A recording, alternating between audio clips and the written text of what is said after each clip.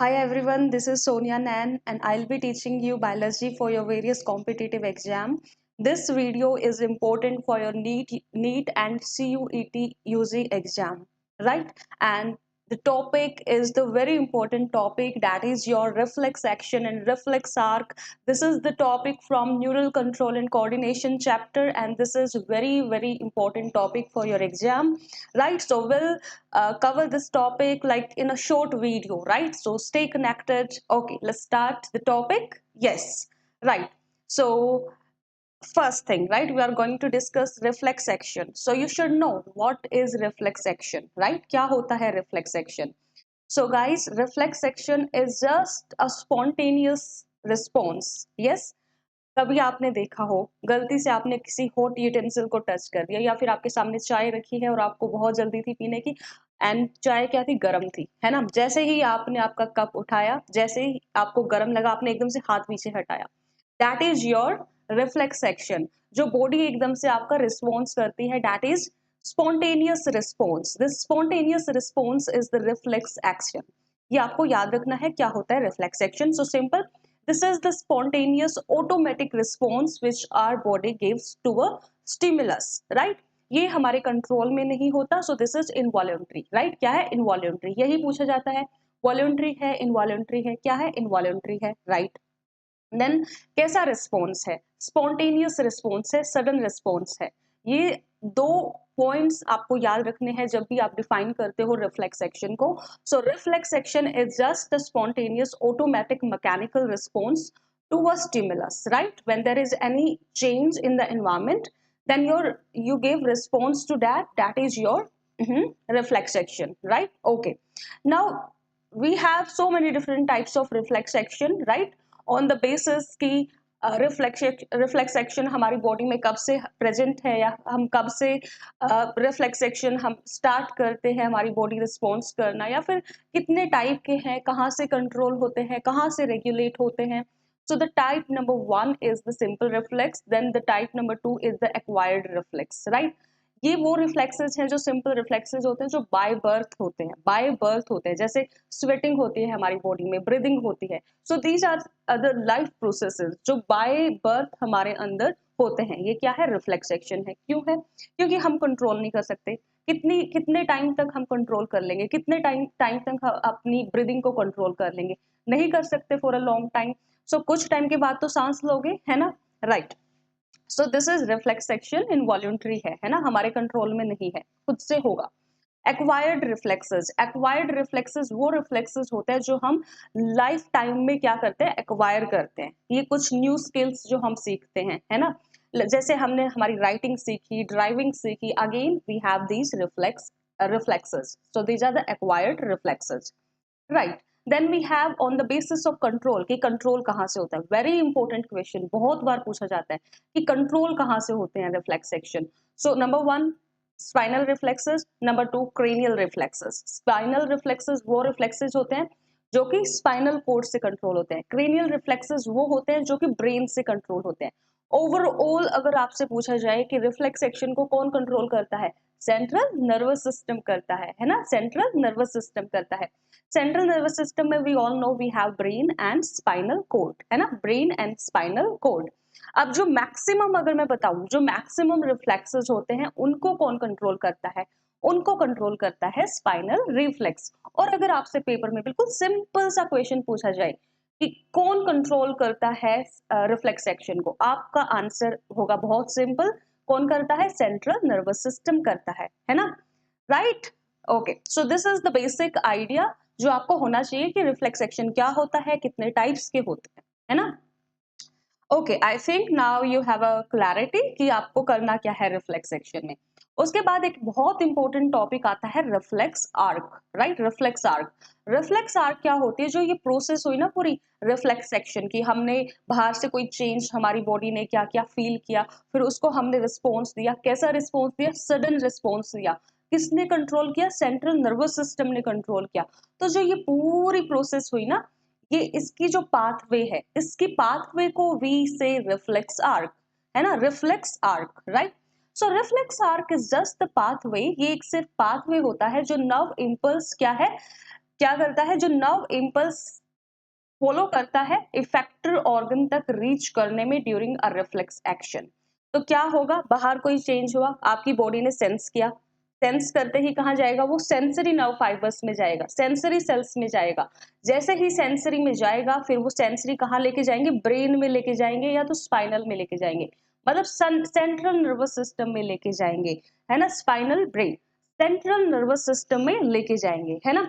Central nervous system में जैसे ही जाएगा, वहां पे इसकी होगी प्रोसेसिंग, एनालिसिस, फिर वहां से आएगा रिस्पॉन्स। रिस्पॉन्स कैसे आएगा, रिस्पॉन्स के लिए अलग से मोटर फाइबर्स बने होते हैं, उसके थ्रू वो इम्पल्स ट्रेवल करता है। देन वो इफेक्टर ऑर्गन को मैसेज देगा कि अपना हाथ हटाओ, बाहर क्या है, utensil is hot, right, this can create injury, right. तो आपको रिस्पॉन्स मिलता है आपके सेंट्रल नर्वस सिस्टम से। वो रिस्पॉन्स किसको टारगेट करता है, आपके इफेक्टर ऑर्गन को टारगेट करता है। जैसे आपने किसी गर्म यूटेंसिल को टच किया, उस केस में आपका जो इफेक्टर ऑर्गन है वो आपकी हैंड की मसल्स हैं, है ना, आपकी हैंड्स की मसल्स के थ्रू ही आप फ्लेक्स करोगे। सो ऐसे क्या रहता है, ये जो पूरा पाथवे फॉलो होता है ना, इसको बोलते हैं रिफ्लेक्स आर्क। अब आपको ये समझ में आ गया कि रिफ्लेक्स आर्क होता क्या है। रिफ्लेक्स आर्क के बाद आपको पता होनी चाहिए कि इसके कंपोनेंट्स क्या होते हैं। So the component number 1 is receptor. Receptor आपको याद रखना है, रिसेप्टर क्या है, ये सेल, टिश्यू या ऑर्गन होता है जो कि सेंस करेगा एक्सटर्नल स्टिमुलाई को, जो बाहर चेंज होगा उसको सेंस करेगा कौन, रिसेप्टर, है ना, राइट। तो रिसेप्टर सेंस करेगा बाहर जो भी चेंज होगा, आपका स्किन हो सकता है, आई हो सकती है, ईयर हो सकते हैं, एनीथिंग कुड बी रिसेप्टर, है ना, राइट। जैसे ही रिसेप्टर सेंस करता है, वहां से आते हैं फिर सेंसरी फाइबर्स। अब ये अच्छे से याद रखना है, जो सेंसरी फाइबर्स होते हैं उनका ही दूसरा नाम होता है efferent nerve fibres. Efferent nerve fibres, efferent nerve fibres वो फाइबर्स होते हैं जो सेंसरी नर्व इंपल्स जो जनरेट होता है रिसेप्टर से, उसको कैरी करते हैं सेंट्रल नर्वस सिस्टम तक।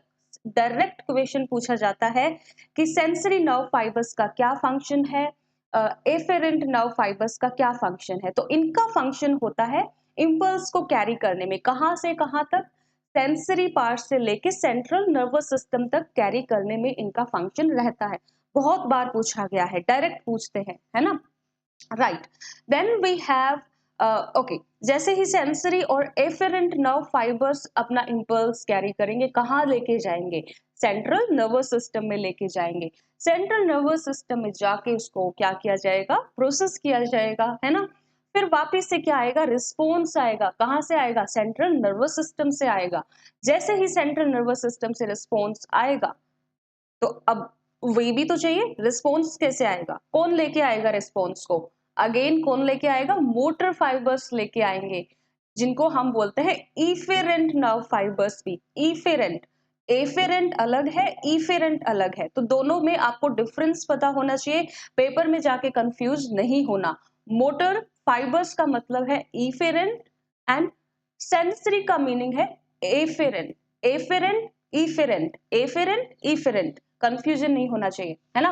तो जो मोटर फाइबर्स हैं, यानी कि जो हमारे इफेरेंट फाइबर्स हैं, वो क्या करते हैं, वो मोटर, वो क्या कैरी करते हैं, नर्व इम्पल्स कैरी करते हैं, कहाँ से, सेंट्रल नर्वस सिस्टम से करते हैं, कहाँ तक करते हैं, इफेक्टर ऑर्गन तक करते हैं, है ना, ये आपको इतना याद रखना है। ओके, देन अब आती है फाइनल बारी number 5, that is your effector organ. Effector organ जो होता है ये कुछ भी हो सकता है, आपका कोई बॉडी पार्ट हो सकता है, कोई मसल हो सकती है, ग्लैंड हो सकती है, it could be anything, right, कुछ भी हो सकता है। तो ऑन अब जो मोटर नर्व फाइबर्स जो रिस्पॉन्स लेके आए, जो मैसेज लेके आए सेंट्रल नर्वस सिस्टम से, वो किसको दे देंगे, इफेक्टर ऑर्गन को दे देंगे, उसको बताएंगे कि ये बाहर कंडीशन है, तुम्हें ऐसे रिस्पॉन्स करना है, राइट। तो इफेक्टर ऑर्गन फिर क्या करेगा, डील करेगा उस स्टिमुलस के साथ, राइट। तो this is the pathway you need to remember. ये 5 पार्ट्स आपको आने चाहिए, इनमें डिफरेंसेस आपको पता होना चाहिए, देन इनका ऑर्डर क्या है वो आपको पता होना चाहिए, है ना। Okay, now we have this very beautiful diagram जो हम बहुत लोअर क्लासेस से करना स्टार्ट कर देते हैं। Again at the same time this is very very important diagram जो आपको, यस, राइट, जो आपको अच्छे से आना चाहिए, है ना, राइट। सो सबसे पहले आपका यहाँ पे है गरम गरम चाय, टी, है ना, राइट। कॉफी भी हो सकती है जिनको कॉफी पसंद है ना। Okay, you can imagine anything, कुछ भी आप एज्यूम कर लो यहाँ पे. So this is hot, right? The main concept here is this is hot, right? ये हॉट है ना? आपने इसको जैसे ही टच किया, आपकी बॉडी को सेंस हुआ कि ये गर्म है. तो वो जो सेंस हुआ ना, वो चेंज था बाहर, कि बाहर कुछ गर्म चीज है. दैट इज योर लाइक वो सेंस था, एक स्टिमुलस था जो आपकी बॉडी ने सेंस किया. जैसे ही वो स्टिमुलस सेंस करेगी बॉडी, आपके जो सेंसरी नर्व फाइबर्स हैं, जो एफेरेंट पाथवे है, उसके थ्रू क्या होगा, रिसेप्टर से का क्या होगा, जो इम्पल्स है, जो नर्व इम्पल्स है, वो सेंसरी नर्व फाइबर्स के थ्रू कहाँ जाएगा, ये स्टिमुलस का सेंट्रल नर्वस सिस्टम में जाएगा. अब यहाँ पे देखो, ये बटरफ्लाई जैसा कुछ बना हुआ है, तो ये क्या है, ये स्पाइनल कोड है. तो ये स्पाइनल कोड में जाएगा, है ना? यहाँ जो न्यूरॉन है वो एक्साइटेटरी इंटरन्यूरॉन में जाएगा, वहां पे इसकी एनालिसिस होगी, और फिर क्या होगा, रिस्पॉन्स आएगा. रिस्पॉन्स कैसे आएगा? रिस्पॉन्स देखो अब कैसे आएगा, ये इफेक्टर पाथवे से आएगा, है ना? इफेक्टर पाथवे से आएगा. राइट, इफेक्टर पाथवे मतलब इफेरेंट पाथवे. इफेरेंट पाथवे का क्या मीनिंग है? मोटर नर्व फाइबर से होते हुए इंपल्स आएगा.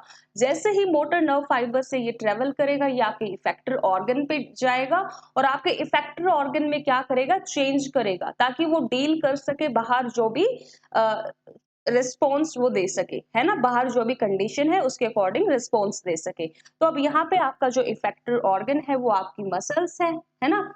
आपके बाइसेप्स, ट्राइसेप्स, राइट? तो वहां पे फ्लेक्सेशन होगी, एक्सटेंशन होगी.